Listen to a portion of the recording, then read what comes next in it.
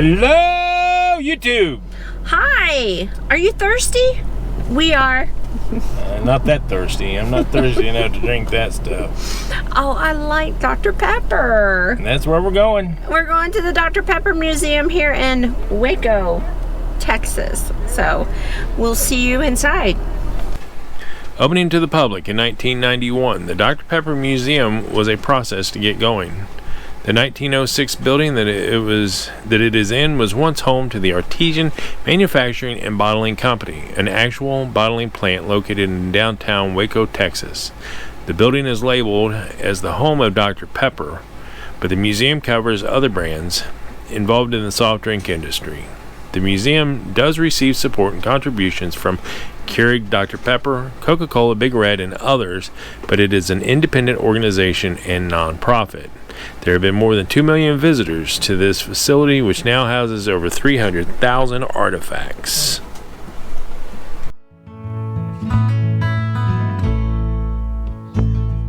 This is an example of a corner drugstore where the soda jerks and the pharmacist made up the Dr. Pepper. That just surprised me that pharmacists were the ones who began the soda flavoring and they developed all the formulas for the sodas. Yeah.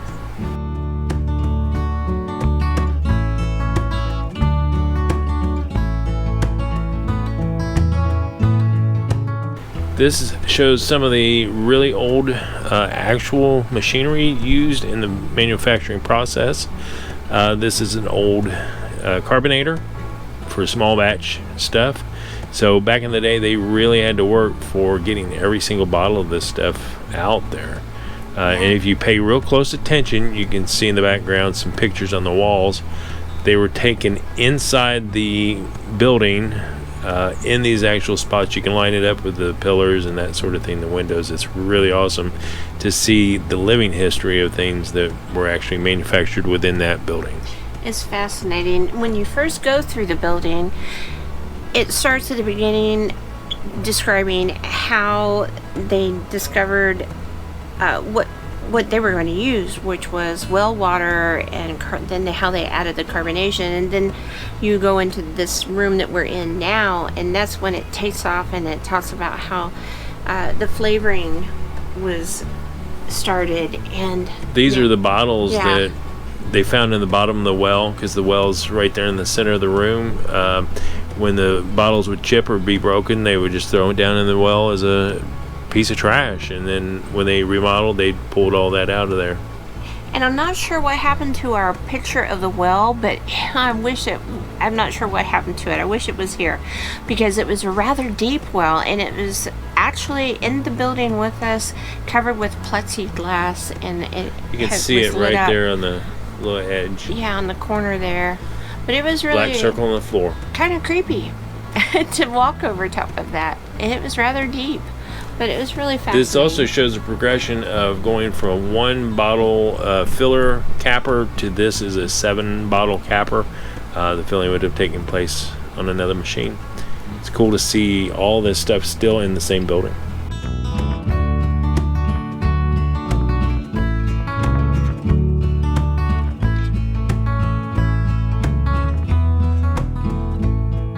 There's the original agitator. It would agitate the liquid until it became carbonated.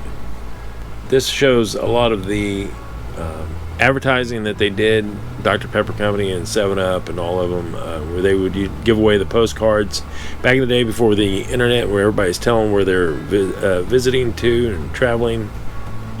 Then people would send out postcards, and it would have the advertiser's picture on it some way, somehow. First dealings with product placement, yep, which is still used to this day in movies.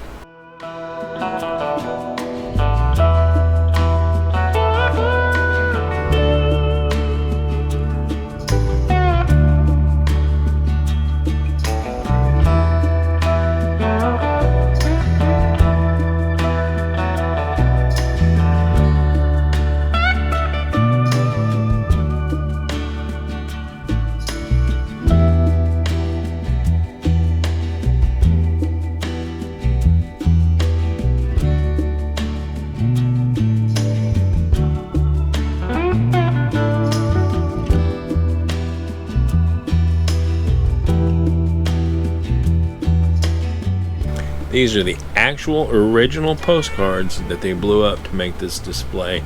Actually, the old ones from a long time ago.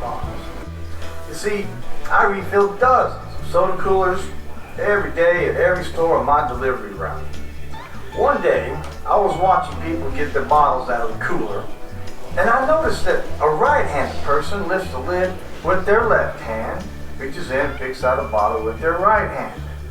Now, I know that human nature likes convenience, so I made it easy. I just put all the Dr. Peppers on the right side of the cooler. I did have to move some of the other brands around to make room for the Dr. Peppers, but sure enough, sales increased. Just because I made it a little easier for a customer to get a cold bottle of Dr. Pepper. That's funny. Smart. This was the old truck. They had the entire grocery store displayed. Just an old wooden store with Dr. Pepper cooler inside.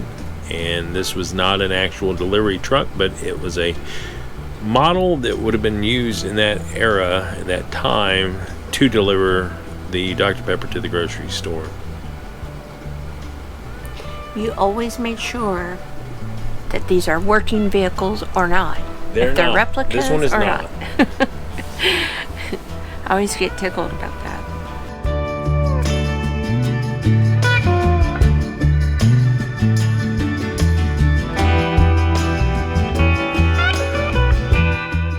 Visible gas pump. You would actually, the liquid would pour inside there and it would show you exactly how many gallons it was, and before you would release it into your car.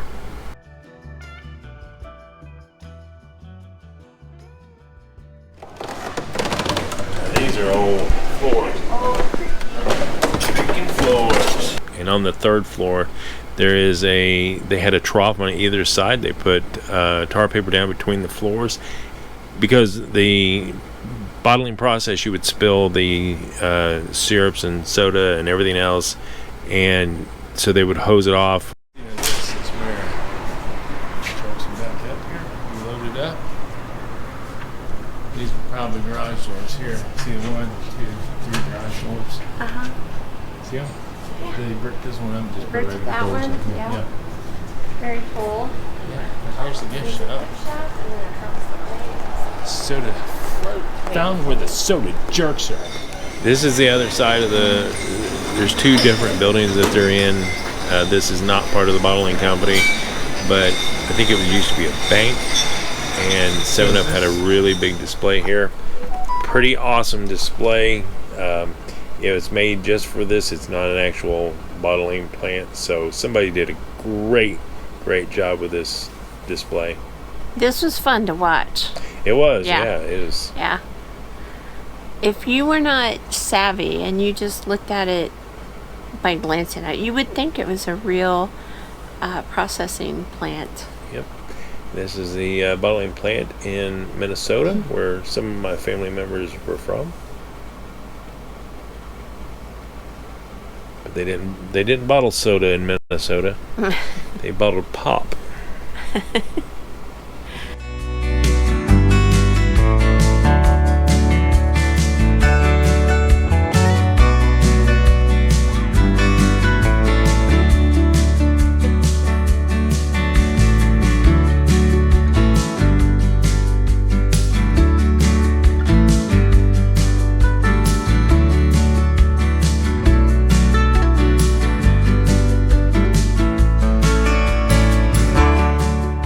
Display of the Dr. Pepper Town miniature.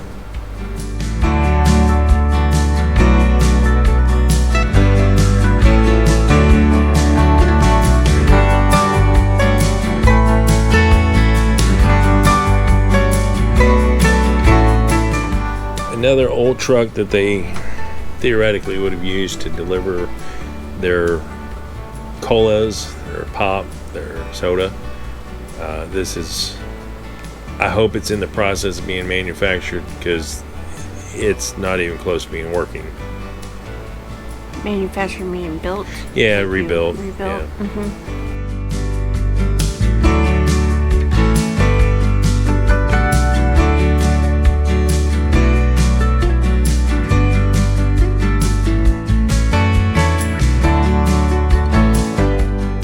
these were all the prizes that you could have received if you collected the codes that came on the packaging for the different beverages, and you turn them in. You save them up, turn them in, and these are the prizes you can get, including the scooter.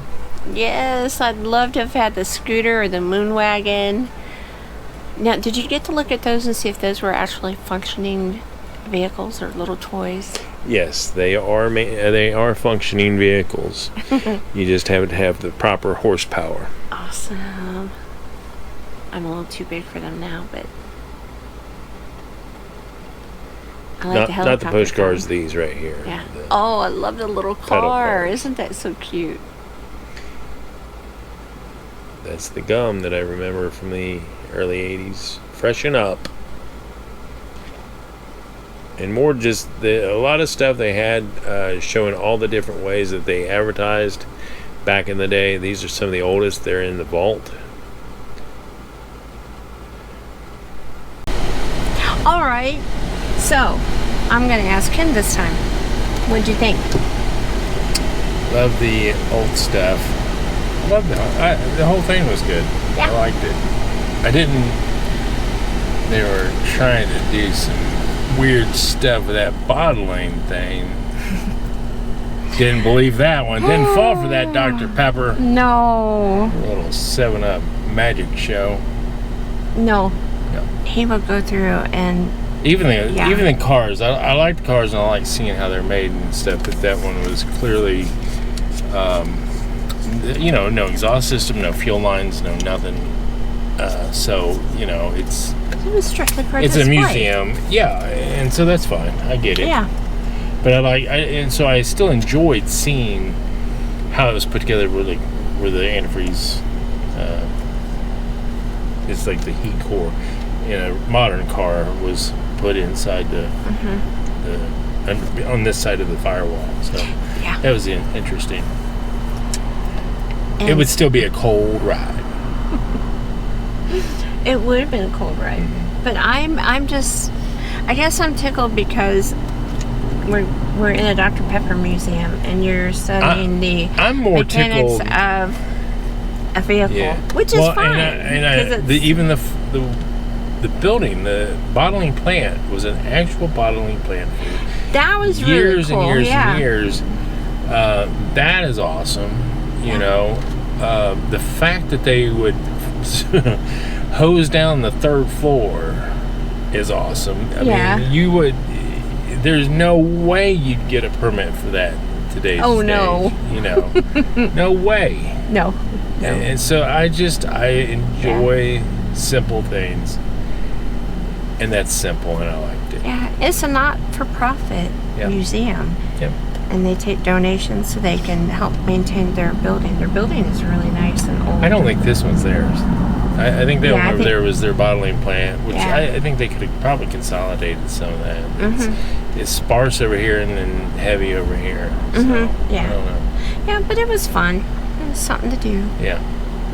And I'm a fan of Dr. Pepper. Because they had the misprints in there, which they'll already see. But my dad worked for Pepsi bottling for a little while. And he brought home some of the mistakes. So it was like Orange Crush or whatever Pepsi has. There was the Orange Sunkiss, I think it was, inside a Pepsi bottle.